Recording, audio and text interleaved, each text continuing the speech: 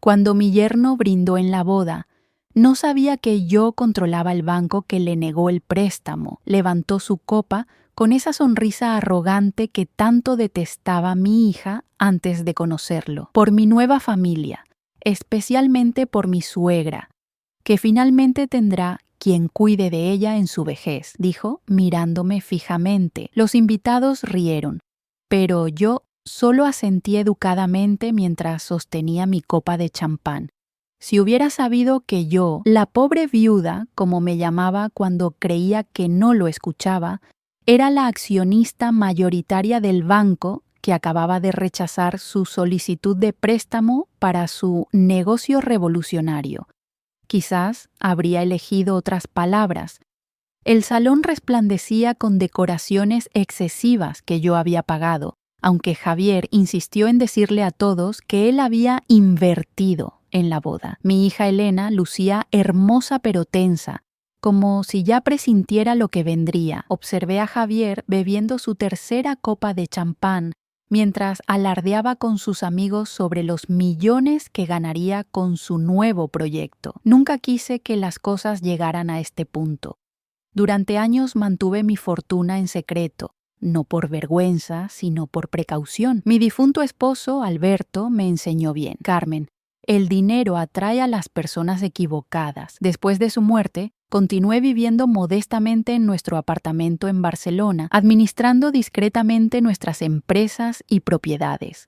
Solo Elena conocía la verdadera magnitud de nuestra fortuna familiar, y habíamos acordado mantenerlo así, pero entonces apareció Javier. Lo conoció en la universidad.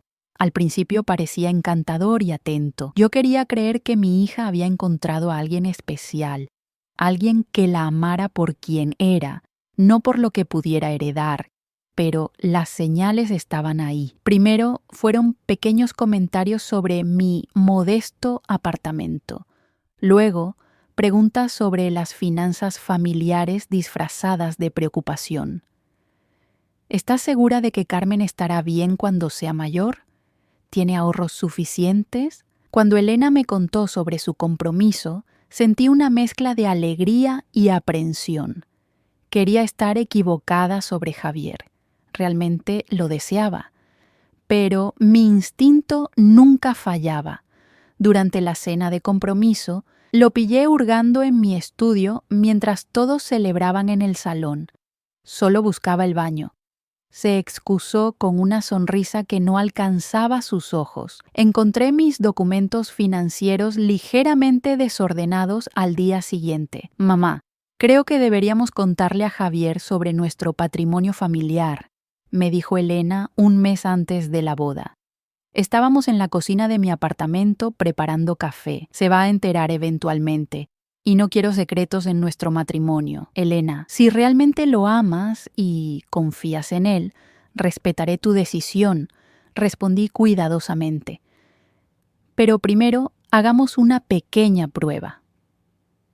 Esa misma semana, durante una cena familiar, mencioné casualmente que había recibido una oferta para vender el apartamento. Es una buena cantidad, pero no sé si será suficiente para mudarme a una residencia decente y vivir cómodamente, comenté. Los ojos de Javier brillaron con interés. ¿Cuánto te ofrecieron, Carmen?, preguntó con fingida casualidad. 300.000 euros, respondí observando cómo calculaba mentalmente. Deberías aceptar, dijo rápidamente. Los precios inmobiliarios podrían caer. Además, las residencias para mayores ofrecen compañía y tú vives tan sola. Elena me miró, comprendiendo finalmente. El apartamento valía al menos el doble y ambas lo sabíamos.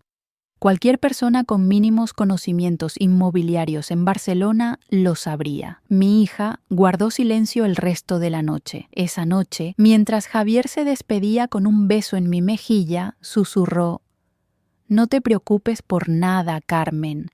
Cuando seas parte de nuestra familia, cuidaremos de ti y de tus finanzas». La manipulación era tan evidente que resultaba casi insultante. Durante las semanas siguientes, Elena comenzó a notar otros comportamientos preocupantes. Javier insistía en revisar los regalos de boda preguntando específicamente por familiares acomodados. Hablaba constantemente de inversiones y negocios, alardeando de contactos que nunca materializaban nada concreto. 3 semanas antes de la boda, Elena vino a verme, con los ojos enrojecidos. «Tenías razón, mamá», dijo sentándose en mi sofá. Lo escuché hablando por teléfono.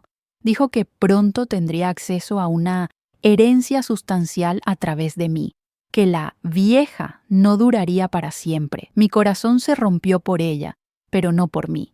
Yo había visto a hombres como Javier toda mi vida. «¿Qué quieres hacer?», le pregunté. Elena respiró profundamente. «Quiero darle una lección que nunca olvide, pero también quiero que se exponga por quien realmente es, para que nunca pueda hacerle esto a otra mujer». Así comenzó nuestra venganza, meticulosamente planificada, pero con apariencia de simples coincidencias del destino.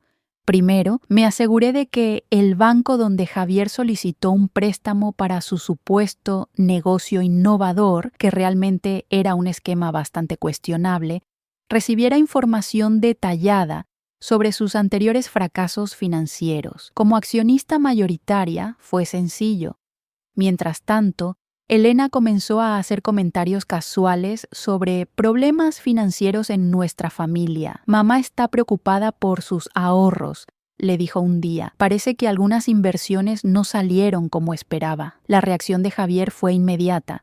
Comenzó a mostrarse impaciente con los preparativos de la boda, cuestionando cada gasto. «¿Es necesario ese proveedor? Es muy caro», se quejaba, aunque sabía perfectamente que yo estaba pagando todo. Una semana antes de la boda, Elena me llamó en medio de la noche. «Ha funcionado demasiado bien, mamá. Javier está considerando cancelar la boda. Dice que necesita pensar si este es el momento adecuado». «Tranquila», le respondí. «Tengo un plan B». Al día siguiente, invité a Javier a tomar un café. Parecía incómodo, probablemente buscando la manera de explicarme sus dudas sobre la boda sin revelar sus verdaderas intenciones. «Javier, tengo algo importante que decirte», comencé con voz temblorosa, interpretando perfectamente mi papel de suegra vulnerable. «He estado ocultando algo que debes saber antes de casarte con Elena». Se inclinó hacia adelante, repentinamente interesado. «Tengo un pequeño fondo de ahorros. Nada extraordinario, pero suficiente para ayudaros a empezar. 150.000 euros que he ido guardando durante años». Sus ojos se iluminaron como si hubiera encontrado un tesoro. «Carmen, no tenías que hacer esto», dijo con falsa modestia. «Quiero que tú y Elena tengáis un buen comienzo, especialmente con ese negocio tuyo del que tanto hablas». Esa misma tarde, Elena me informó que Javier había renovado su entusiasmo por la boda. «De repente está muy emocionado de nuevo», dijo con una sonrisa triste. «Incluso ha llamado al banco para intentar reactivar su solicitud de préstamo». Y así llegamos al día de la boda, con Javier completamente ajeno a nuestra familia tóxica y a la verdad que se revelaría pronto. Después de su desafortunado brindis, me acerqué para susurrarle al oído: «Disfruta tu noche, Javier. Mañana tendremos una conversación muy interesante sobre tu futuro». La confusión en su rostro fue solo el aperitivo de lo que vendría después. A la mañana siguiente, mientras los novios desayunaban en la suite del hotel antes de partir a su luna de miel, recibieron una visita inesperada. Mi abogado, Miguel, se presentó con una carpeta bajo el brazo. «Buenos días», saludó cordialmente. «Siento interrumpir, pero la señora Rodríguez me pidió que les entregara esto personalmente antes de su viaje». Javier, aún con resaca pero intrigado por la mención de mi nombre, tomó el sobre que Miguel le tendió. Dentro había una carta y varios documentos oficiales. «¿Qué es esto?», preguntó mientras Elena fingía curiosidad. «Un regalo de bodas poco convencional», respondió Miguel con una sonrisa profesional. «Y mi tarjeta, por si tiene preguntas después de leer el contenido». La carta comenzaba así: «Querido Javier, felicidades por tu matrimonio con mi hija. Como sabrás, las familias no deben tener secretos, así que he decidido revelarte uno importante.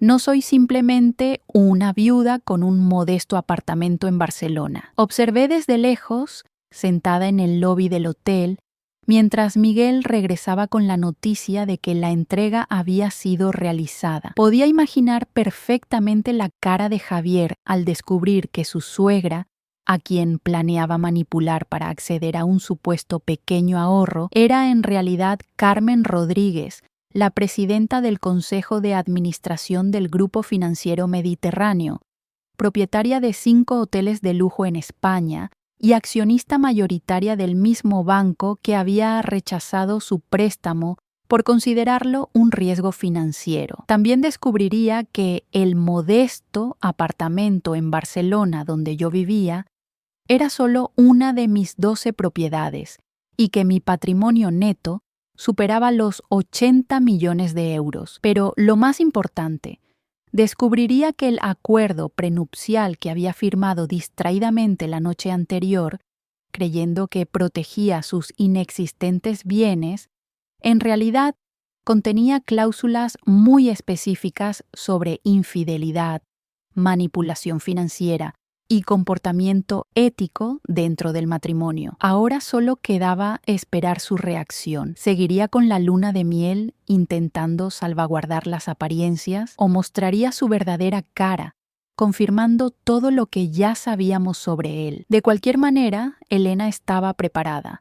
A veces, la mejor venganza no es destruir a alguien, sino simplemente dejar que se destruya solo al enfrentarse a la verdad. Decidimos esperar en el lobby para ver su reacción. No tuvimos que aguardar mucho tiempo. Aproximadamente 20 minutos después, Javier apareció furioso, arrastrando su maleta con Elena, siguiéndolo calmadamente. «¡Es una trampa!», gritaba, agitando los papeles. «Todo esto es una maldita emboscada». Las pocas personas presentes en el lobby se giraron para observar el espectáculo. Miguel se acercó discretamente a mi lado, preparado para intervenir si fuera necesario. «Javier, cálmate», dijo Elena con una tranquilidad que claramente lo enfurecía más. «Estás haciendo una escena». «¿Una escena? ¿Una escena?». Su voz se elevaba peligrosamente. «Tu madre me ha estado engañando todo este tiempo. Me hizo creer que era una pobre viuda, cuando en realidad es una millonaria que controla medio Barcelona». Me levanté lentamente y caminé hacia ellos. Javier me vio aproximarme y su rostro se contorsionó en una mezcla de rabia y humillación. «Buenos días, Javier», dije con calma. «Veo que has leído mi carta». «Tú», me señaló acusadoramente. «Me negaste el préstamo a propósito. Saboteaste mi negocio intencionalmente». «Corrección», respondí sin alterar mi tono. «El banco te negó el préstamo porque tu plan de negocio era inviable y tienes un historial crediticio desastroso. Yo simplemente me aseguré de que se realizara una evaluación justa». Javier miró a Elena, buscando algún apoyo, pero solo encontró determinación en sus ojos. «Tú lo sabías», dijo con incredulidad. «Sabías todo esto y me dejaste seguir adelante con la boda. Así como tú sabías que planeabas aprovecharte de lo que creías que era una mujer mayor vulnerable», respondió Elena. «La diferencia es que yo te di la oportunidad de demostrar que estaba equivocada sobre ti. Fallaste espectacularmente». El rostro de Javier se transformó entonces. La máscara de encanto y sofisticación que había mantenido durante tanto tiempo se desmoronó completamente, revelando al hombre calculador que siempre había sido. «¿Sabes qué?», escupió con veneno en sus palabras. «Tienes razón. Nunca me importó ninguna de las dos. Solo quería el dinero. ¿Y quién podría culparme? Pretendiendo vivir como gente normal cuando nadan en millones. Son patéticas». El lobby había quedado en completo silencio. Incluso los empleados del hotel observaban la escena, incapaces de intervenir ante semejante drama familiar. «Gracias por tu honestidad, finalmente», dije. «Es refrescante. Ahora, si eres tan amable de leer la página 4 del acuerdo prenupcial que firmaste anoche, encontrarás una cláusula interesante sobre confesiones públicas de matrimonio por interés y sus consecuencias legales. Miguel se adelantó, señalando un párrafo específico en los documentos que Javier aún sostenía. En resumen, continuó mi abogado, acabas de renunciar a cualquier compensación económica y deberás reembolsar todos los gastos de la boda, aproximadamente unos 120.000 euros, dentro de los próximos 30 días. El color abandonó el rostro de Javier. Miró los documentos, luego a Elena, después a mí y finalmente al pequeño grupo de testigos que habían presenciado toda su confesión. Esto no es legal, murmuró, pero sin convicción. Te sorprendería lo que es legal cuando tienes buenos abogados, respondí. Ahora, si me disculpas, creo que mi hija y yo tenemos un viaje que disfrutar. Las Maldivas nos esperan. Elena sonrió por primera vez en semanas. Una sonrisa genuina de libertad. Se quitó el anillo de bodas y lo depositó en la mano temblorosa de Javier. Adiós, Javier. Espero que encuentres a alguien que realmente te merezca. Mientras nos alejábamos, podía sentir su mirada clavada en nuestras espaldas. El hombre que había planeado manipular a una familia para acceder a un modesto ahorro acababa de perder la oportunidad de formar parte de una de las fortunas más importantes de Barcelona. A veces, la mejor venganza es simplemente dejar que la verdad salga a la luz. 3 días después, Elena y yo nos encontrábamos en nuestra villa privada en las Maldivas, disfrutando del desayuno frente a la inmensidad del Océano Índico. Mi hija parecía haber rejuvenecido 10 años desde que dejamos a Javier en aquel lobby. La sombra de preocupación que había oscurecido su rostro durante meses había desaparecido por completo. ¿Crees que intentará impugnar el acuerdo?, me preguntó mientras untaba mermelada en su tostada. Puede intentarlo, respondí tranquilamente. Miguel ha preparado toda la documentación. Tenemos testigos de su confesión pública y grabaciones de seguridad del hotel. Además, revisó el contrato 3 veces antes de firmarlo, presumiendo de que ningún detalle se le escapaba. Elena sonrió, pero detecté cierta melancolía en sus ojos. A veces me pregunto cómo no lo vi antes. Todas las señales estaban ahí. El amor puede ser cegador. Cariño, no te culpes. No es solo eso, confesó, bajando la mirada. Creo que parte de mí lo sabía, pero tenía miedo de estar sola otra vez, después de lo de Carlos. Carlos había sido su primer amor serio, un hombre que parecía perfecto hasta que desapareció repentinamente con una colega más joven. Aquella herida nunca había sanado completamente. Elena, tomé su mano a través de la mesa. Eres hermosa, inteligente y ahora también más sabia. No necesitas a un hombre que te valore por tu cuenta bancaria. Ella asintió apretando mi mano. Lo sé, mamá. Y gracias por protegerme, aunque yo no quisiera ser protegida al principio. Nuestro momento fue interrumpido por la llegada de un email en mi teléfono. Era de Miguel. Parece que nuestro amigo Javier ha estado ocupado, comenté leyendo el mensaje. Ha intentado contactar con 3 periodistas financieros para vender la exclusiva sobre la millonaria secreta de Barcelona. Elena alzó las cejas. Y aparentemente, ninguno está interesado en arriesgarse a una demanda por difamación de una de las principales accionistas de su grupo editorial. Ambas reímos, pero sabíamos que esto no había terminado.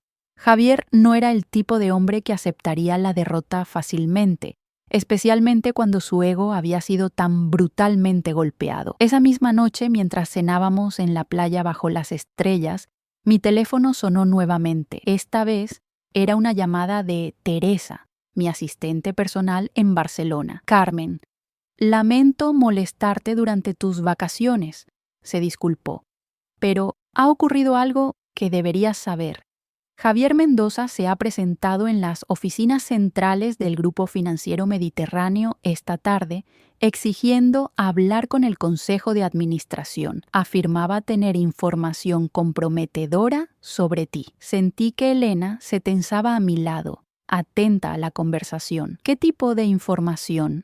Pregunté, manteniendo la calma.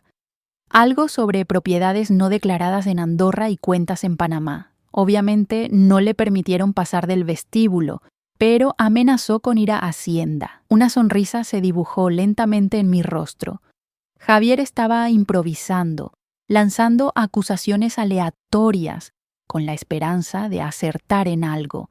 No tenía idea de que cada propiedad, cada cuenta, cada inversión del Grupo Mediterráneo estaba meticulosamente documentada y declarada. La transparencia había sido siempre la filosofía de Alberto, y yo la había mantenido religiosamente desde su fallecimiento. Teresa, por favor, envía a Miguel toda la documentación fiscal de los últimos 5 años y programa una reunión con el director de Hacienda para la próxima semana cuando regresemos.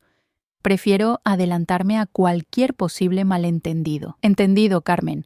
¿Algo más? Reflexioné un momento antes de añadir. Sí, averigua discretamente si Javier Mendoza tiene deudas pendientes con alguna entidad. Tengo curiosidad por saber qué tan desesperado está realmente. Tras colgar, miré a Elena, que había escuchado toda la conversación. Está intentando chantajearnos, dijo, entre indignada y sorprendida. Está intentándolo, corregí, sin éxito, pero me preocupa que pueda volverse más agresivo. Elena dejó su copa de vino sobre la mesa. ¿Qué crees que hará ahora? Lo más probable es que intente contactar con personas de nuestro círculo, buscando aliados o información que pueda usar contra nosotras. Por eso necesitamos saber exactamente a qué nos enfrentamos. La manipulación y las mentiras de Javier estaban tomando un cariz más oscuro, pero yo llevaba demasiados años en el mundo de los negocios como para asustarme por las tácticas de un aficionado. Mamá, dijo Elena después de un momento de silencio, creo que deberíamos adelantar nuestro regreso. No me sentiría bien dejándote lidiar con esto sola. Podemos volver cuando quieras, cariño, pero no te preocupes por mí. He manejado situaciones mucho peores que un yerno despechado. La determinación en los ojos de mi hija me recordó tanto a mí misma a su edad que sentí una oleada de orgullo. Elena había heredado más que mi apellido y mi futura fortuna. Había heredado también mi fortaleza. Reservaré los billetes para pasado mañana, decidió. Cuanto antes enfrentemos esto, antes podremos dejarlo atrás. Esa noche, mientras Elena dormía, recibí otro mensaje de Teresa con la información que había solicitado sobre Javier. La realidad superaba nuestras sospechas. Estaba ahogado en deudas, principalmente con prestamistas de dudosa reputación. Su supuesto negocio revolucionario no era más que una cortina de humo para intentar obtener financiación que le permitiera saldar compromisos urgentes. Ahora su desesperación cobraba sentido. No solo había perdido el acceso a una fortuna que podría haber solucionado todos sus problemas financieros, sino que además se enfrentaba a acreedores que probablemente no serían tan pacientes como un banco convencional. Esto cambiaba ligeramente la situación. Un hombre acorralado es impredecible, y Javier había demostrado no tener escrúpulos. Decidí tomar algunas precauciones adicionales antes de nuestro regreso a Barcelona. El vuelo de regreso transcurrió en un extraño silencio. Elena parecía absorta en sus pensamientos, alternando entre la lectura de una novela y largas miradas por la ventanilla. Yo aproveché para revisar algunos informes financieros que Teresa me había enviado, pero mi mente seguía volviendo a Javier y a lo que podríamos encontrar al llegar a casa. Aterrizamos en Barcelona un miércoles por la tarde. Miguel nos esperaba en el aeropuerto con noticias frescas. Javier ha estado muy ocupado, nos informó mientras nos dirigíamos al coche. Ha contactado con 3 ex empleados del grupo que fueron despedidos hace años por irregularidades. Parece que está intentando construir algún tipo de caso contra ti. ¿Qué tipo de irregularidades?, preguntó Elena. Nada grave, respondí. Pequeños fraudes internos que descubrimos durante auditorías rutinarias. Todos fueron despedidos con el procedimiento adecuado. El problema, continuó Miguel, es que les está prometiendo compensaciones si testifican sobre supuestas prácticas poco éticas dentro del grupo. Hasta ahora nadie ha aceptado, pero está siendo bastante insistente. ¿Cómo sabe siquiera quiénes fueron despedidos?, cuestionó Elena. Miguel y yo intercambiamos una mirada significativa. Creo que tiene un cómplice dentro de la empresa, admití finalmente. Alguien que le está proporcionando información interna. ¿Quién? La indignación de Elena era palpable. Todavía no lo sabemos con certeza, pero Teresa está investigándolo.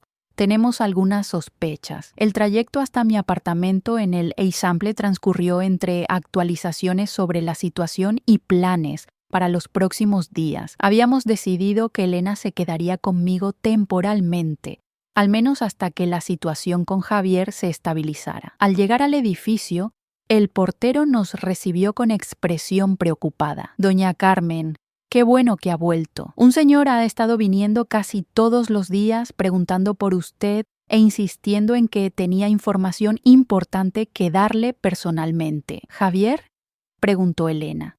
El portero negó con la cabeza. No, un hombre mayor, bastante formal. Dijo llamarse Ramírez, inspector de Hacienda. Miguel frunció el ceño. No hay ninguna investigación fiscal abierta contra ti. Lo habría sabido inmediatamente. Parece que nuestro amigo está recurriendo a tácticas más elaboradas, comenté, mientras entrábamos al ascensor. Vamos a necesitar reforzar la seguridad. Al abrir la puerta de mi apartamento, supe inmediatamente que algo estaba mal. Aunque todo parecía en orden, había un sutil aroma a colonia masculina en el aire. Alguien había estado allí. Esperad aquí, dijo Miguel, adelantándose para revisar las habitaciones. Elena me miró con preocupación. ¿Crees que ha entrado en el apartamento? Eso parece, aunque no entiendo cómo lo ha conseguido. Miguel regresó momentos después. Todo parece en orden, pero el despacho. Alguien ha estado revisando tus documentos. Algunos cajones estaban ligeramente abiertos. Un escalofrío recorrió mi espalda. La idea de que Javier, o alguien enviado por él, hubiera violado la intimidad de mi hogar me provocaba una mezcla de rabia y vulnerabilidad. Llamaré a la policía, decidió Miguel, sacando su teléfono. Espera, lo detuve. Primero necesitamos saber exactamente qué buscaba y si encontró algo. No sabemos qué estaba buscando exactamente. Mamá, han entrado en tu casa. Esto es grave, protestó Elena. Lo sé, cariño, pero piensa estratégicamente. Si denunciamos ahora, Javier sabrá que estamos al tanto de sus movimientos. Perdemos el elemento sorpresa. Miguel asintió comprensivamente. Carmen tiene razón. Además, sin pruebas concretas de que fue él, la denuncia no llevará a ninguna parte. Entonces, ¿qué hacemos?, preguntó Elena, visiblemente angustiada. Contraatacamos, respondí con determinación. Es hora de dejar de ser reactivas y tomar la iniciativa. Esa noche, tras asegurarnos de que el apartamento estaba seguro y cambiar todas las cerraduras, desarrollamos un plan para enfrentar a Javier de manera definitiva. No más juegos, no más amenazas veladas. Era hora de terminar con esta situación de una vez por todas. Al día siguiente, me presenté en las oficinas centrales del Grupo Financiero Mediterráneo por primera vez en meses. Mi presencia causó cierta conmoción. Aunque era la presidenta del consejo, solía trabajar desde casa o reunirme con los directivos en espacios más discretos. Buenos días, Teresa, saludé a mi asistente, que me recibió con una carpeta de documentos pendientes. ¿Está todo preparado para la reunión? Sí, Carmen. Todos los directores están esperando en la sala de juntas y él también está aquí. Perfecto. Mi plan era simple pero efectivo. Había convocado una reunión extraordinaria del Consejo de Administración, citando asuntos urgentes relacionados con la seguridad interna. Al mismo tiempo, Teresa había contactado con Javier, insinuando que estaba dispuesta a proporcionarle información confidencial a cambio de una compensación adecuada. La trampa estaba tendida.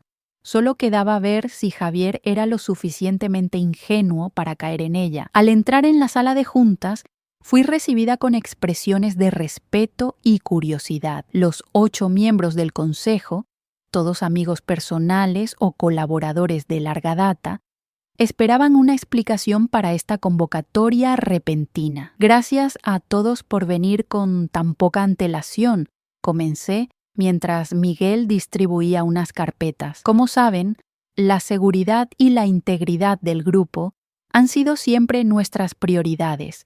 Lamentablemente, en las últimas semanas hemos identificado un intento de infiltración y espionaje corporativo que requiere nuestra atención inmediata. Las expresiones sorprendidas no se hicieron esperar. Miguel proyectó entonces varias fotografías en la pantalla principal, Javier hablando con ex empleados del grupo, Javier en la recepción de nuestras oficinas y finalmente una imagen de esta misma mañana, Javier entregando un sobre a Teresa en una cafetería cercana. Este hombre, continué, es Javier Mendoza. Hasta hace poco era mi yerno. Actualmente está intentando obtener información confidencial sobre nuestras operaciones, presumiblemente para utilizarla en un intento de extorsión o para venderla a competidores. ¿Tu yerno?, preguntó Carlos Montero, el miembro más antiguo del consejo. El que se casó con Elena hace unas semanas. El matrimonio ha sido anulado. Respondí secamente.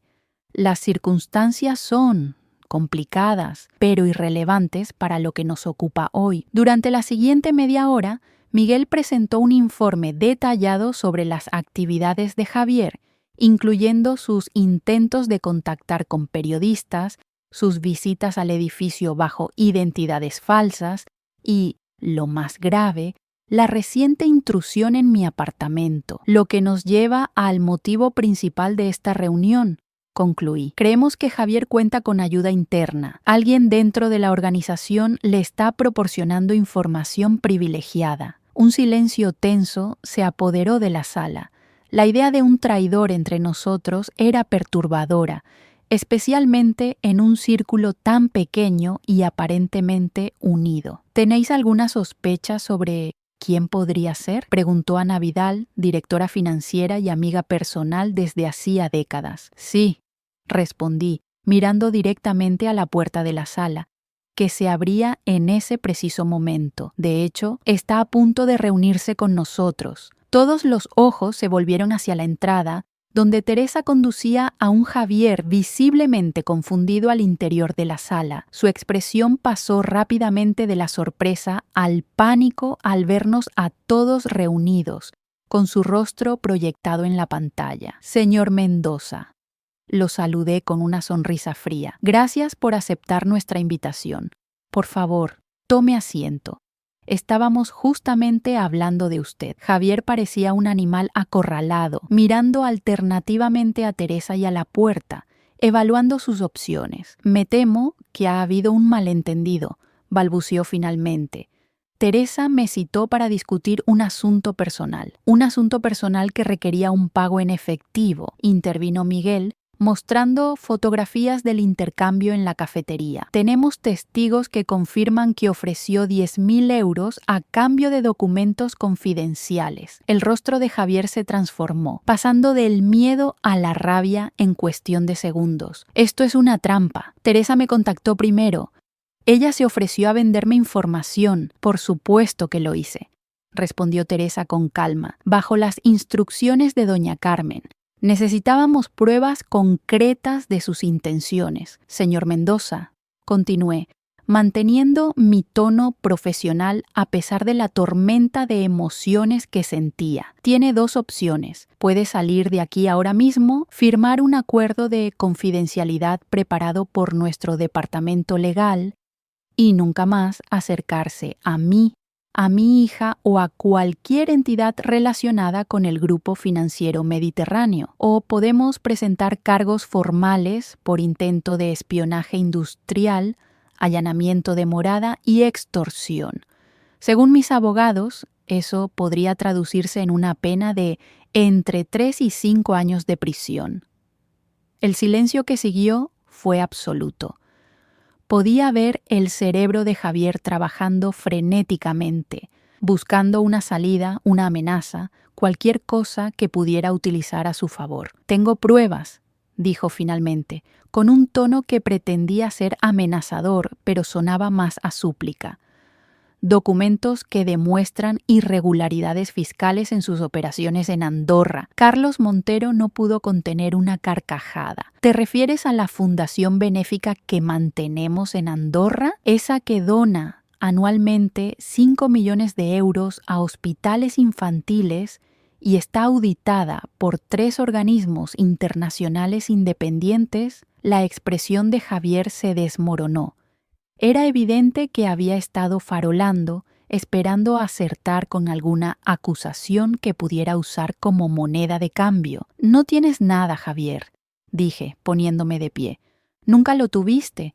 Miguel te acompañará a la salida después de que firmes los documentos pertinentes. Y si vuelves a acercarte a cualquiera de nosotros, las consecuencias serán mucho peores que una simple humillación pública». Mientras Javier era escoltado fuera de la sala, sentí un peso levantarse de mis hombros. La amenaza había sido neutralizada de la manera más efectiva posible, exponiendo sus mentiras ante testigos respetables y dejándolo sin opciones. El Consejo de Administración se mostró comprensivo y solidario, aunque naturalmente preocupado por las implicaciones de seguridad de todo el incidente. Acordamos reforzar los protocolos y realizar una auditoría interna para asegurarnos de que ninguna información sensible había sido comprometida. Al salir de la reunión, me encontré con Elena esperando en mi despacho. Su expresión ansiosa se transformó en alivio al ver mi sonrisa. «¿Funcionó?», preguntó, levantándose de inmediato. «Perfectamente», respondí, abrazándola. «Tu exmarido acaba de firmar un acuerdo que lo mantendrá alejado de nuestras vidas para siempre, a menos que quiera pasar una larga temporada en prisión». Las lágrimas asomaron a los ojos de mi hija, pero eran lágrimas de liberación, no de tristeza. «Se acabó», murmuró. «Realmente se acabó». «Se acabó», confirmé. «Ahora podemos seguir adelante». Esa noche, mientras cenábamos en la terraza de mi apartamento, Elena pareció recordar algo importante. «Por cierto, ¿qué pasó con los 150.000 euros que prometiste a Javier? Los de tu pequeño fondo de ahorros», sonreí, sirviéndome otra copa de vino. «Nunca hubo tal cantidad, cariño. Era simplemente el anzuelo perfecto para un hombre desesperado por dinero rápido. Así que básicamente le tendiste una trampa», rió Elena. «Digamos que le di la oportunidad de demostrar quién era realmente. Él hizo el resto. Manipulaste al manipulador», reflexionó mi hija, con cierta admiración en su voz. «A veces, cariño, la mejor venganza no es responder al fuego con fuego, sino permitir que las personas se expongan por lo que realmente son». Javier creía que estaba jugando conmigo, pero nunca se dio cuenta de que estaba jugando en mi tablero con mis reglas. Elena alzó su copa en un brindis por las mujeres que no necesitan ser rescatadas, sino respetadas, y por las lecciones aprendidas, añadí, chocando mi copa con la suya, incluso las dolorosas. Mientras observábamos el atardecer sobre Barcelona, supe que esta experiencia, aunque amarga, había fortalecido el vínculo entre nosotras. Elena había madurado, aprendiendo a valorar la honestidad por encima de las apariencias, y yo había reafirmado algo que siempre había creído: la verdadera riqueza no está en lo que posees, sino en cómo utilizas esos recursos para proteger lo que realmente importa. La herencia más valiosa que podía dejarle a mi hija no era el imperio financiero que algún día dirigiría, sino la sabiduría para detectar a quienes solo la valorarían por ello. 6 meses después de nuestro enfrentamiento final con Javier, La vida había recuperado cierta normalidad. Elena había vuelto a su propio apartamento y se había sumergido en su trabajo como directora de la fundación benéfica del grupo. Yo había retomado mis rutinas discretas, alternando entre la gestión empresarial y mis pequeños placeres personales: lectura, música clásica y largos paseos por el barrio gótico. Fue durante uno de esos paseos cuando me encontré, casi literalmente, con Roberto Alonso. Estaba examinando un libro en una pequeña librería cuando alguien tropezó conmigo, haciendo que ambos dejáramos caer nuestras compras. «Discúlpeme, ha sido completamente culpa mía», dijo una voz masculina agradable mientras nos agachábamos para recoger los libros. Al levantar la vista, me encontré con un hombre de aproximadamente mi edad, con ojos amables y una sonrisa genuina. Vestía de manera informal pero elegante, con ese aire de quien no necesita impresionar a nadie. «No se preocupe», respondí, devolviendo la sonrisa. Estaba tan absorta en la contraportada que no prestaba atención. «¿García Márquez?», preguntó, notando el libro que sostenía. «Excelente elección. Es una relectura en realidad. Siempre encuentro algo nuevo cada vez que vuelvo a él». La conversación fluyó con una naturalidad sorprendente. Roberto resultó ser profesor de literatura jubilado, viudo desde hacía 5 años, con 2 hijos adultos viviendo en el extranjero. Terminamos tomando café en una terraza cercana, hablando de libros, viajes y las pequeñas cosas que dan sentido a la vida después de cierta edad. No mencioné mi posición en el Grupo Financiero Mediterráneo ni mi patrimonio. Me presenté simplemente como Carmen, viuda y madre de una hija. Por primera vez en mucho tiempo, disfruté de una conversación donde mi apellido y mi cuenta bancaria no eran factores relevantes. Cuando finalmente nos despedimos, intercambiamos números con la promesa vaga de quizás coincidir en alguna conferencia literaria próximamente. No había expectativas románticas, solo la agradable sensación de haber conectado genuinamente con otro ser humano. Esa noche, mientras cenaba con Elena, le mencioné casualmente el encuentro. «Así que, ¿te ha pedido una cita?», preguntó con una sonrisa pícara. «No exactamente. Simplemente intercambiamos números, como hacen 2 adultos civilizados que disfrutan de una buena conversación». Murmuró Elena, claramente no convencida por mi tono despreocupado. «¿Y le contaste sobre, ya sabes todo? ¿Te refieres a si le informé de mi patrimonio neto y le mostré mi portfolio de inversiones? No, curiosamente, no surgió en nuestra charla sobre 100 años de soledad». Elena rió, pero luego se puso seria. «Ten cuidado, mamá, después de lo de Javier». «Cariño», la interrumpí suavemente, «no todos los hombres son cazafortunas. Algunos simplemente disfrutan de la compañía de una mujer que puede hablar de literatura sin consultar Wikipedia bajo la mesa». «Lo sé», concedió. «Es solo que no quiero verte herida. Te prometo que no venderé ninguna propiedad ni revelaré códigos bancarios en nuestra próxima conversación», bromeé. Además, después de décadas gestionando un grupo financiero, creo que puedo manejar un café con un profesor jubilado. La expresión de Elena se suavizó. «Tienes razón. Perdona si parezco sobreprotectora. Es solo que ahora entiendo mejor por qué te preocupabas tanto cuando empecé a salir con Javier. La diferencia es que yo tengo bastante más experiencia identificando a personas que solo se interesan por el dinero. Recuerda que he pasado décadas siendo subestimada precisamente por eso». Y era cierto. A lo largo de mi carrera, había enfrentado innumerables situaciones donde mi género y mi apariencia discreta habían llevado a otros a subestimarme. Ejecutivos que se dirigían a mis acompañantes masculinos ignorándome completamente.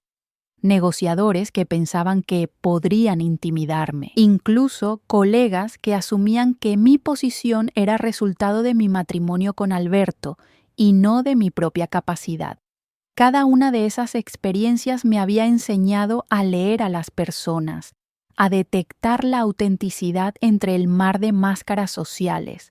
Era una habilidad que me había servido bien en los negocios y especialmente durante la crisis con Javier. Roberto y yo nos volvimos a encontrar 2 semanas después, esta vez de manera planificada, para asistir a una lectura de poesía en una pequeña librería del Born. La tarde transcurrió agradablemente, seguida de una cena en un restaurante familiar, donde él era claramente un habitual. El dueño nos recibió con efusividad, insistiendo en servirnos personalmente y compartiendo anécdotas sobre Roberto y sus visitas semanales durante años. Lo que más me impresionó fue cómo trataba a todos por igual, desde el dueño hasta el joven ayudante que limpiaba las mesas, con respeto genuino y sin condescendencia. Era refrescante, después de años moviéndome en círculos donde las jerarquías sociales y económicas dictaban cada interacción. Nuestros encuentros se volvieron más frecuentes a lo largo de las siguientes semanas. Caminatas por el parque, visitas a exposiciones, tardes en cafeterías discutiendo desde política hasta recetas de cocina. Roberto era inteligente, considerado y, sobre todo, transparente. No había agenda oculta en sus atenciones, solo el placer simple de la compañía mutua. Un día, mientras paseábamos por el parque de la Ciutadella, me hizo una pregunta inesperada. Carmen, ¿puedo preguntarte algo personal? Claro, respondí curiosa. ¿Por qué nunca hablas de tu trabajo? Mencionas a Elena constantemente, tus lecturas, incluso anécdotas de tu matrimonio con Alberto, pero nunca tu profesión. La pregunta me tomó por sorpresa. Había sido una omisión consciente, ciertamente, pero no esperaba que lo notara tan específicamente. Supongo que quería ser simplemente Carmen por un tiempo, confesé, sin apellidos, sin tarjetas de visita, sin expectativas asociadas. Roberto asintió comprensivamente. Lo entiendo. A veces nuestras profesiones se convierten en nuestras identidades, especialmente después de tantos años. ¿No sientes curiosidad?, pregunté.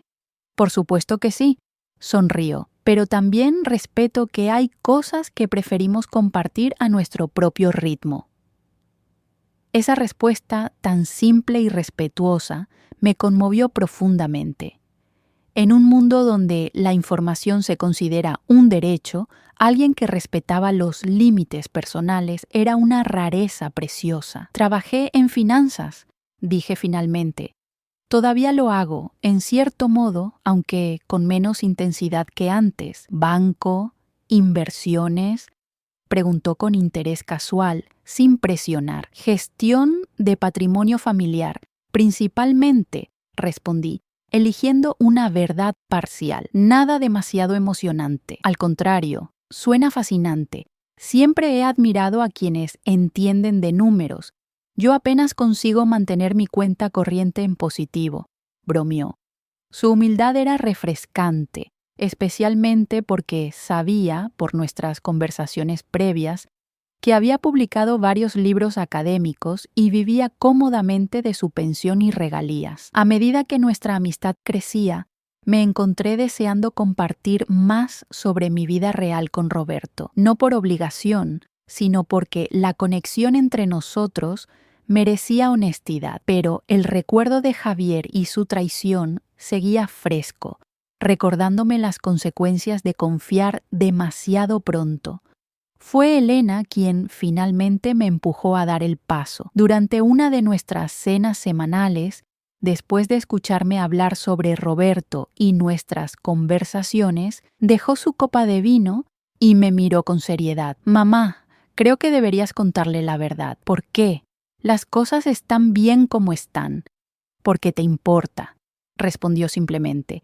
Y porque si descubre quién eres realmente por otros medios, podría sentirse engañado, independientemente de sus intenciones. Tenía razón, por supuesto. Barcelona era grande, pero los círculos sociales y empresariales eran sorprendentemente pequeños. Era solo cuestión de tiempo antes de que alguien nos viera juntos y las conexiones se establecieran. Además, añadió Elena con una sonrisa traviesa. Si resulta ser otro cazafortunas, mejor saberlo ahora que cuando estés emocionalmente más involucrada. Tienes razón, admití, pero necesito hacerlo a mi manera. No quiero que sea una gran revelación dramática, solo una conversación honesta, como debe ser, asintió Elena. ¿Cuándo piensas decírselo? Hemos quedado este fin de semana para visitar una exposición en el MACBA. Quizás después, durante la comida. Elena levantó su copa. Por la honestidad y por los hombres que valen la pena, si es que existen. Existen, afirmé con una convicción que me sorprendió a mí misma. Tu padre era uno de ellos. El sábado llegó más rápido de lo que esperaba. Roberto y yo pasamos la mañana recorriendo la exposición, disfrutando del arte contemporáneo y debatiendo sobre las piezas más controvertidas. Era un día perfecto de otoño en Barcelona, con ese aire fresco que invita a largas caminatas y conversaciones profundas. Almorzamos en un pequeño restaurante cerca del museo, uno de esos lugares auténticos que sirven platos tradicionales sin pretensiones. La conversación fluyó naturalmente, como siempre, hasta que finalmente reuní el valor para abordar el tema que me preocupaba. Roberto, comencé, sintiendo un inexplicable nerviosismo. Hay algo que quiero compartir contigo, algo sobre mí que he omitido hasta ahora. Él dejó su tenedor y me miró con atención, sin alarma, solo genuino interés. Te escucho, dijo simplemente.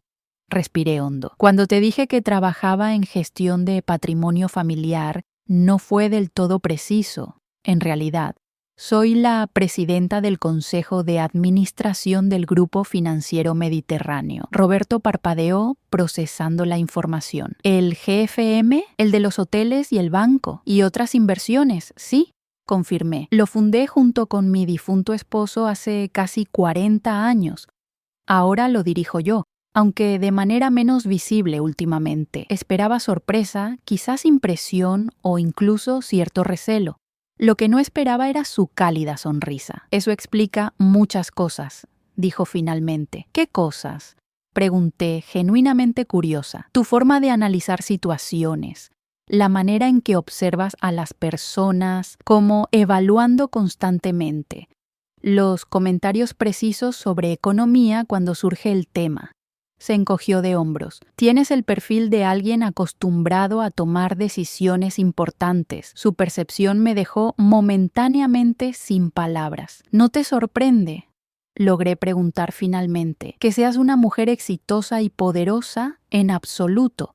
Me sorprendería más que alguien con tu inteligencia y determinación no hubiera alcanzado una posición así. Tomó un sorbo de su vino antes de continuar. Lo que me intriga es por qué decidiste no mencionarlo hasta ahora. Era una pregunta justa que merecía una respuesta honesta. Hace unos meses, mi hija estuvo brevemente casada con un hombre que solo se interesó en ella por mi dinero. Expliqué. Fue una experiencia desagradable para ambas. Desde entonces, he sido más cautelosa sobre quién sabe de mi posición. Roberto asintió comprensivamente. Debe ser difícil nunca estar segura de si las personas se acercan a ti por quién eres o por lo que tienes. Exactamente. Y después de tantos años en un mundo donde cada relación está teñida por consideraciones financieras, encontré refrescante simplemente ser Carmen, la viuda que disfruta de García Márquez. Entiendo perfectamente, dijo Roberto, aunque debo confesar que ahora me siento un poco intimidado. He estado hablando de literatura con una de las mujeres más influyentes de Barcelona sin darme cuenta. Su tono ligero disipó cualquier tensión residual y pronto estábamos riendo como siempre. La revelación, que tanto me había preocupado, fue recibida con tanta naturalidad que casi parecía anticlimática. No hubo cambio en su comportamiento, no hubo preguntas intrusivas sobre mi patrimonio, solo la misma calidez y respeto de siempre. Al despedirnos esa tarde, Roberto me sorprendió con una confesión propia. Ya que estamos siendo honestos, hay algo que también debo decirte. Comenzó con cierta timidez que no le había visto antes. No soy solo un profesor jubilado. También soy el autor de los libros que publico bajo el seudónimo de R. A. Martín. Ahora fue mi turno de sorprenderme. R. A. Martín era un reconocido escritor de novela histórica, con varios bestsellers internacionales y adaptaciones cinematográficas. ¿Por qué no lo mencionaste antes?, pregunté, genuinamente asombrada. Por la misma razón que tú, supongo. Quería ser simplemente Roberto, el jubilado que disfruta de largas conversaciones sobre literatura, no el escritor famoso con quien la gente se siente obligada a hablar de sus libros. Sonrió con cierta timidez, aunque, obviamente, mi secreto es mucho menos impresionante que el tuyo. Reí, sintiendo una oleada de alivio y conexión. Parece que ambos tenemos nuestras pequeñas máscaras sociales, y ambos hemos decidido quitárnoslas, añadió, tomando suavemente mi mano, lo cual me parece un excelente progreso. En ese momento, bajo el sol otoñal de Barcelona, supe que había encontrado algo extraordinario. Una persona que me valoraba por quién era, no por lo que poseía. La herida que Javier había dejado en nuestra familia comenzaba finalmente a sanar, reemplazada por la promesa de algo auténtico y valioso. 3 meses después de nuestra mutua revelación de identidades, Roberto y yo habíamos establecido una rutina cómoda. Nos veíamos varias veces por semana, alternando entre actividades culturales y tranquilas veladas en casa. Elena lo había conocido y, tras su inicial escepticismo, había quedado encantada con su inteligencia y genuina admiración hacia mí. Es completamente diferente a Javier, me comentó una noche, después de una cena en la que Roberto nos había deleitado con anécdotas de sus viajes de investigación para sus novelas. Se nota que te ve a ti, no tu cuenta bancaria. Lo sé, respondí con una sonrisa.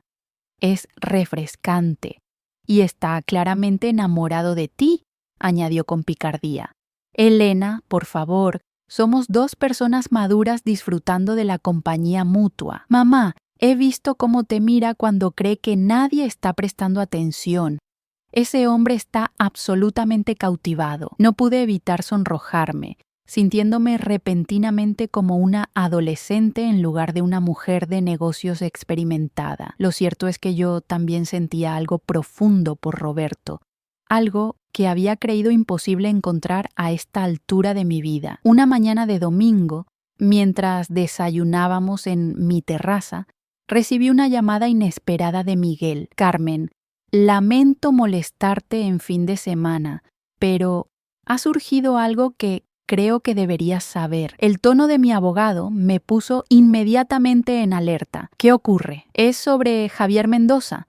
Ha contactado con un periodista del Diario Económico ofreciendo una exclusiva sobre la millonaria secreta de Barcelona. Sentí que el estómago me daba un vuelco.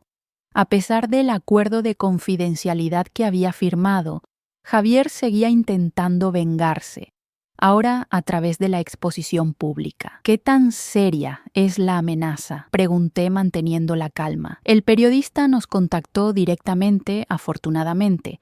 Es Ramón Vidal, conoces a su padre del club. Quería verificar la historia antes de proceder, y cuando mencionó a Javier, los abogados del periódico recordaron nuestro aviso legal previo. ¿Qué pretende exactamente Javier con esto?, pregunté, aunque ya intuía la respuesta. Según Ramón, está presentando la historia como una revelación sobre cómo las élites económicas ocultan su riqueza. Mencionó específicamente tu modesto estilo de vida como una estrategia para evadir escrutinio público. Roberto, que había notado mi expresión preocupada, me miraba con interés desde el otro lado de la mesa. Le hice un gesto indicando que le explicaría en un momento. Miguel, ¿cuáles son nuestras opciones?, pregunté. Legalmente, podemos hacer que se cumpla el acuerdo de confidencialidad. Javier se enfrentaría a serias consecuencias, Pero eso significaría un proceso público que atraería precisamente la atención que queremos evitar. Completé su pensamiento. Exactamente. La otra opción es más directa. Ramón está dispuesto a darnos la oportunidad de responder con nuestra propia historia. Una entrevista exclusiva donde tú controles la narrativa. Nunca había sido partidaria de la exposición mediática. Durante décadas, mi estrategia había sido mantener un perfil bajo, permitiendo que los resultados del grupo hablaran por sí mismos. Pero quizás era hora de un enfoque diferente. Déjame pensarlo, respondí finalmente. Te llamaré esta tarde con mi decisión. Al colgar me encontré con la mirada interrogante de Roberto. ¿Problemas?, preguntó con genuina preocupación. Le expliqué brevemente la situación. Cómo Javier, incapaz de aceptar su derrota, ahora intentaba exponerme públicamente como algún tipo de millonaria secreta con motivos cuestionables. Parece que tu ex yerno tiene dificultades para seguir adelante, comentó Roberto con suavidad. Es más que eso, suspiré. Es venganza pura. Si no puede beneficiarse de mi posición, quiere al menos dañar mi reputación. ¿Y qué piensas hacer? Reflexioné un momento, considerando mis opciones. Toda mi vida he evitado la atención pública. Alberto y yo acordamos que era la mejor estrategia para nuestro estilo de gestión, pero las circunstancias cambian, señaló Roberto. A veces, la mejor defensa es una buena ofensiva. Su comentario resonó con algo que había estado considerando desde el incidente con Javier. Quizás mi discreción, que había sido una fortaleza durante tantos años, se había convertido en una vulnerabilidad que otros podían explotar. Tienes razón, decidí finalmente. Es hora de cambiar de estrategia. Esa tarde, tras consultar con Elena y con el equipo directivo del grupo, llamé a Miguel para comunicarle mi decisión. Aceptaría la entrevista con Ramón Vidal, pero bajo mis condiciones. Sería una conversación franca sobre mi trayectoria empresarial, mi filosofía de gestión y sí, mi decisión consciente de mantener un perfil público discreto a pesar de mi posición. La entrevista se realizó 3 días después en mi despacho en las oficinas centrales del grupo. Ramón Vidal resultó ser un periodista serio y profesional, más interesado en la historia empresarial que en el sensacionalismo. Doña Carmen, comenzó, durante décadas ha sido una de las mujeres más influyentes en el panorama financiero español, pero pocos conocen su rostro. ¿Ha sido esta invisibilidad una estrategia deliberada? No lo llamaría invisibilidad, sino discreción, respondí. Mi esposo y yo creíamos que nuestro trabajo debía hablar por sí mismo. Los resultados del grupo, el bienestar de nuestros empleados y el impacto de nuestras inversiones siempre han sido más importantes que nuestra presencia en eventos sociales o portadas de revistas. La conversación fluyó hacia temas más sustanciales: mi visión empresarial, los desafíos de ser mujer en un mundo dominado por hombres, la evolución del sector financiero español desde los años 80. También abordamos la fundación benéfica del grupo y nuestros proyectos de responsabilidad social. Cuando Ramón finalmente mencionó a Javier, lo hizo con tacto. Tengo entendido que recientemente ha enfrentado intentos de, digamos, aprovechar su posición para beneficio personal. ¿Cómo ha manejado estas situaciones? Con la misma filosofía que aplicamos en nuestros negocios: transparencia, integridad y determinación, respondí. Lamentablemente, hay personas que confunden la discreción con debilidad o que ven las relaciones personales como oportunidades de negocio. En el Grupo Financiero Mediterráneo, valoramos la honestidad por encima de todo, tanto en lo profesional como en lo personal. La entrevista se publicó una semana después, ocupando 4 páginas en el suplemento dominical del Diario Económico. El titular, Carmen Rodríguez, El poder discreto, captaba perfectamente el tono de la conversación.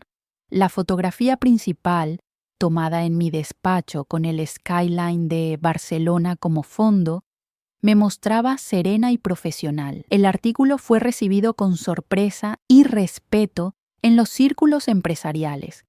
Muchos colegas, incluso competidores, me contactaron para expresar su admiración por mi trayectoria y mi enfoque, pero la reacción que más me importaba era la de Elena y Roberto. «Estoy orgullosa de ti, mamá», dijo Elena tras leer el artículo. «Has transformado un intento de ataque en una oportunidad para inspirar a otras mujeres en el mundo empresarial». Roberto, por su parte, apareció en mi puerta esa misma tarde con el periódico bajo el brazo y una botella de champán.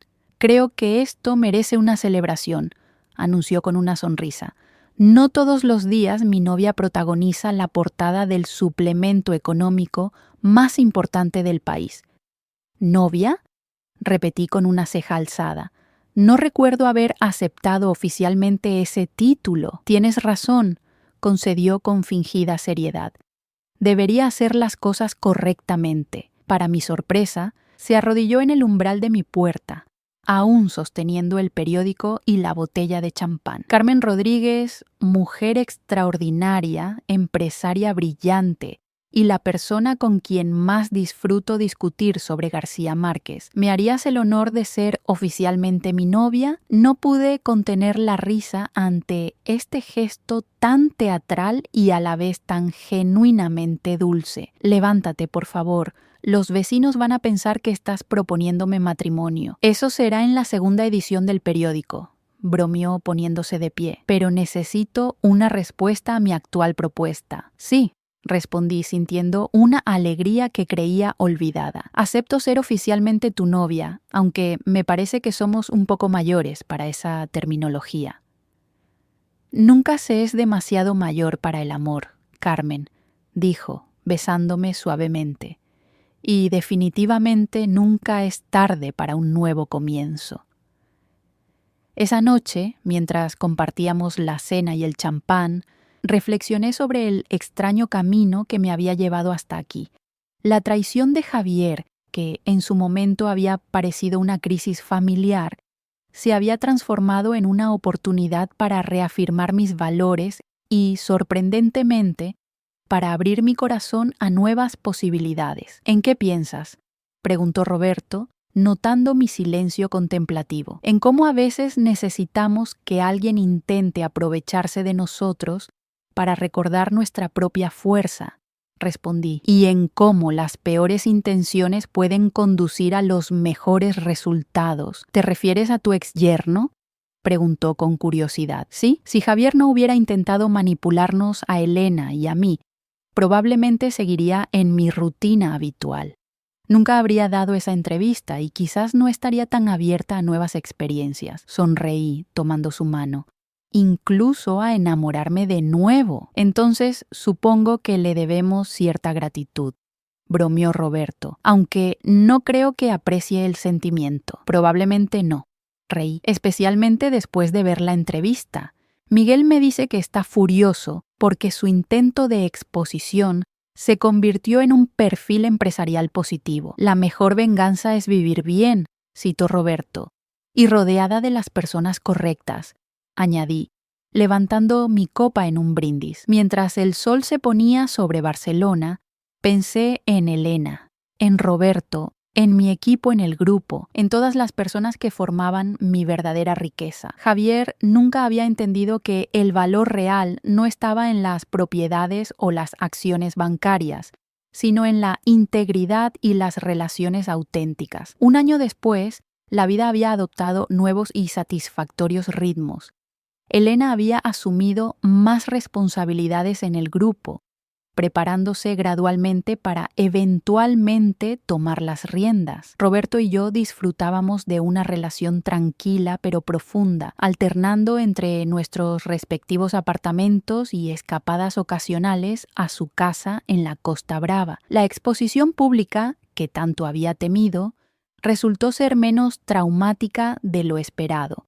Después de la entrevista inicial, recibí algunas solicitudes más, principalmente de revistas de negocios y economía. Acepté selectivamente aquellas que me permitían hablar sobre temas que me importaban: liderazgo femenino, responsabilidad empresarial, el futuro del sector financiero español. Mi perfil público, aunque modesto, había creado un efecto inesperado. Jóvenes empresarias comenzaron a contactarme buscando mentoría y consejo. Inicialmente respondí individualmente, pero pronto resultó evidente que había una necesidad mayor. Con el apoyo del grupo, establecimos un programa formal de mentoría para mujeres en finanzas, que rápidamente se convirtió en uno de nuestros proyectos más gratificantes. En cuanto a Javier, la vida le había dado sus propias lecciones. Su intento de exposición mediática había fracasado y sus problemas financieros solo habían empeorado. Según nos enteramos por conocidos comunes, se había visto obligado a abandonar Barcelona, dejando tras de sí una estela de deudas y promesas incumplidas. Elena, que había temido durante meses encontrárselo en algún evento social, finalmente había dejado atrás la ansiedad. «Ya no me importa», me confesó durante una de nuestras cenas. Fue una experiencia dolorosa, pero aprendí tanto de ella que casi estoy agradecida. «¿Qué fue lo más importante que aprendiste?», pregunté, genuinamente curiosa. «Que el valor de una persona no está en su capacidad para impresionar, sino en su integridad cuando nadie está mirando», respondió con una sabiduría que me llenó de orgullo, y que tener dinero no te protege de ser manipulado si no confías en tu instinto. Esas son lecciones que normalmente toma toda una vida aprender, comenté. «Tuve una buena maestra», sonrió, levantando su copa en mi dirección. Una tarde, mientras revisaba documentos en mi despacho en casa, recibí una llamada inesperada. Era Miguel, con noticias sorprendentes. «Carmen, acabo de recibir una notificación legal. Javier Mendoza está solicitando la anulación del acuerdo de confidencialidad». «¿Bajo qué argumento?», pregunté, más curiosa que preocupada. «Alega que firmó bajo coacción y que el acuerdo limita injustamente su libertad de expresión». Miguel parecía casi divertido al transmitir estas reclamaciones. Aparentemente, está escribiendo un libro sobre sus experiencias con familias poderosas y considera que nuestra restricción es anticonstitucional. «Un libro», repetí entre incrédula y resignada. «Imagino que necesita dinero desesperadamente. Esa sería mi suposición también. Según mis fuentes, está prácticamente en bancarrota. Este libro sería su intento de capitalizar la única ventaja que le queda: su breve asociación con tu familia». Consideré la situación cuidadosamente. Un año atrás, la idea de que Javier escribiera sobre nosotras me habría causado verdadera angustia. Ahora parecía casi irrelevante. «¿Cuáles son nuestras opciones?», pregunté finalmente. «Podemos oponernos firmemente, lo cual iniciaría un proceso legal que probablemente ganaríamos, pero que llamaría la atención mediática. O podemos permitirle publicar, confiando en que tu reputación establecida y la transparencia que has mostrado este último año hagan que cualquier acusación parezca lo que es: las quejas amargadas de un oportunista fracasado». La decisión no fue difícil. «Dejémoslo publicar», decidí, «con una condición. Quiero revisar el manuscrito antes de su publicación, no para censurarlo, sino para corregir cualquier falsedad objetiva». «¿Estás segura?», preguntó Miguel, claramente sorprendido. Es un riesgo calculado», respondí con confianza. «Y sinceramente, Miguel, ya no me importa lo que Javier pueda decir sobre mí. La gente que me conoce sabe quién soy. Los que se dejen influenciar por las palabras de un hombre que intentó estafar a su propia esposa no son personas cuya opinión me preocupe». Esa noche compartí la noticia con Roberto durante nuestra cena. Su reacción fue de preocupación inicial, seguida de comprensión. «Has cambiado», observó estudiando mi rostro. «Hace un año esto te habría alterado profundamente. La exposición pública que tanto temía ya ocurrió y sobreviví», expliqué. De hecho, más que sobrevivir, encontré que había aspectos positivos en ser más visible. Aún así, permitir que publique un libro potencialmente difamatorio. No será difamatorio si contiene hechos verificables, señalé, y cualquier interpretación maliciosa solo reflejará su propio carácter, no el mío. Roberto sonrió, tomando mi mano sobre la mesa. Tu confianza es inspiradora, ¿sabes? Es una de las cosas que más admiro de ti. ¿Solo una de ellas? Bromeé. Esperaba haber acumulado una lista más larga después de un año. Oh, la lista es extensa, aseguró con una sonrisa, pero requeriría su propio libro para documentarla adecuadamente. Hablando de libros, recordé de pronto, ¿cómo va tu nueva novela? Casi terminada, respondió con entusiasmo, aunque debo confesar que mi editora está impaciente. He retrasado la entrega varias veces en los últimos meses. ¿Por qué? Pregunté genuinamente curiosa. Roberto era conocido por su disciplina y puntualidad, porque he estado distraído por una mujer extraordinaria que me ha enseñado que hay cosas más importantes que las fechas de entrega, respondió con una sonrisa, como disfrutar del presente. 3 meses después, recibí el manuscrito de Javier a través de su editorial. El título provisional, Máscaras doradas, secretos de la élite financiera española, era tan pretencioso como había imaginado. Lo leí durante un fin de semana en la casa de Roberto en la Costa Brava, alternando entre risas incrédulas e irritación ocasional. Como había anticipado, el libro era una mezcla de medias verdades, exageraciones y autocomplacencia. Javier se presentaba como una víctima de las maquinaciones de una familia poderosa que había intentado destruirlo cuando él descubrió sus secretos. Nuestros nombres habían sido cambiados, pero las referencias eran lo suficientemente claras para que cualquiera familiarizado con el mundo financiero barcelonés nos identificara. ¿Qué opinas?, preguntó Roberto, que me había observado leer con expresiones cambiantes durante horas. ¿Qué es exactamente lo que esperaba?, respondí, cerrando el manuscrito. Una narrativa autocompasiva, donde él es el héroe incomprendido y nosotras las villanas calculadoras. ¿Hay algo objetivamente falso que debamos corregir? Sorprendentemente, pocos hechos concretos. Ha sido cuidadoso en ese aspecto. Es más su interpretación de los eventos lo que resulta absurdo. Sonreí, sintiendo una extraña paz. ¿Sabes qué? Que lo publique. El libro se venderá poco, será olvidado rápidamente y mientras tanto, nosotros seguiremos construyendo algo que realmente importa. La predicción resultó acertada. El libro de Javier se publicó 6 meses después con una recepción tibia.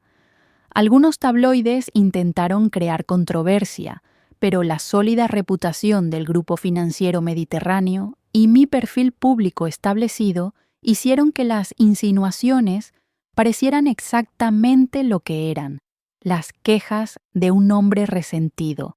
La vida continuó su curso. Elena conoció a un arquitecto durante un proyecto de la fundación, un hombre tranquilo y brillante que la valoraba por su inteligencia y compasión. Yo seguí dividiendo mi tiempo entre la gestión del grupo, cada vez más delegada en un equipo de confianza, el programa de mentoría para mujeres y mi relación con Roberto. Un día, durante una cena en casa con Elena y su nuevo novio, recibí una llamada de Teresa. Carmen, lamento molestarte en domingo, pero pensé que querrías saberlo inmediatamente. Javier Mendoza ha contactado con nuestro departamento legal. Sentí que todos en la mesa se tensaban, atentos a mi expresión. ¿Qué quiere ahora?, pregunté con calma. Una retractación pública, respondió Teresa con un tono que sugería que ella misma encontraba la solicitud absurda. Aparentemente, las ventas de su libro han sido desastrosas. Está culpando al grupo, alegando que hemos orquestado una campaña para sabotear su lanzamiento. No pude evitar reír. ¿Una campaña? Ni siquiera lo hemos mencionado públicamente. Exactamente, pero está desesperado. Según nuestras fuentes, la editorial está considerando retirar el libro debido a las bajas ventas. Teresa, por favor, dile a Miguel que responda formalmente rechazando cualquier responsabilidad en su fracaso literario. Y añade que si continúa con estas acusaciones infundadas, consideraremos acciones legales por difamación. Al colgar, me encontré con 3 pares de ojos que me miraban con expectación. Parece que el señor Mendoza sigue intentándolo, comenté con ligereza. Ahora nos culpa por el fracaso de su libro. Elena sacudió la cabeza con incredulidad. Es incapaz de asumir responsabilidad por nada, ¿verdad? Algunas personas nunca aprenden, respondió Roberto. Prefieren culpar al mundo antes que mirar sus propias acciones. El novio de Elena, Martín, que había escuchado historias sobre Javier, pero nunca había estado directamente involucrado, parecía genuinamente perplejo. Disculpen mi ignorancia, pero ¿por qué sigue intentándolo? Después de tanto tiempo, ¿no sería más fácil simplemente seguir adelante? Elena y yo intercambiamos una mirada de entendimiento, porque admitir la derrota significaría reconocer que él es el único responsable de su situación, expliqué. Y para personas como Javier, eso es imposible. Siempre necesitan un villano externo, una conspiración, algo que explique sus fracasos sin cuestionar su propia valía. Es triste, en cierto modo, reflexionó Martín. Lo es, coincidí. Pero también es su elección. Todos enfrentamos desilusiones y fracasos. La diferencia está en cómo respondemos a ellos. Mientras la conversación derivaba hacia temas más agradables, me encontré reflexionando sobre el contraste entre el pasado y el presente. Javier, atrapado en un ciclo de resentimiento y autoengaño, incapaz de avanzar. Y nosotras, que habíamos transformado una crisis en una oportunidad para crecer y encontrar una felicidad más auténtica. La verdadera venganza, pensé, no había sido humillar a Javier en aquel encuentro en la sala de juntas, ni exponerlo ante el Consejo de Administración. La verdadera venganza era esta: vivir plenamente rodeada de personas que valoraban la integridad por encima de las apariencias, mientras él seguía obsesionado con un pasado que no podía cambiar. 2 años después de la boda, que nunca debió celebrarse, mi vida estaba llena de propósito y amor genuino. Elena había encontrado la felicidad con alguien que la apreciaba por quien era, no por lo que podía proporcionarle. Y yo había descubierto que la transparencia, tan temida durante décadas, había traído consigo una libertad inesperada. Cuando mi yerno brindó en aquella boda, no sabía que controlaba el banco que le negó el préstamo. Pero lo más importante es que no sabía que su traición acabaría siendo el catalizador de una nueva vida para todas nosotras. Una vida donde las máscaras ya no eran necesarias y donde la verdadera riqueza no se medía en euros, sino en relaciones honestas y propósito compartido. A veces, el intento de manipulación más despiadado puede convertirse, irónicamente, en el regalo más valioso, la oportunidad de recordar quiénes somos realmente y qué es lo que verdaderamente importa.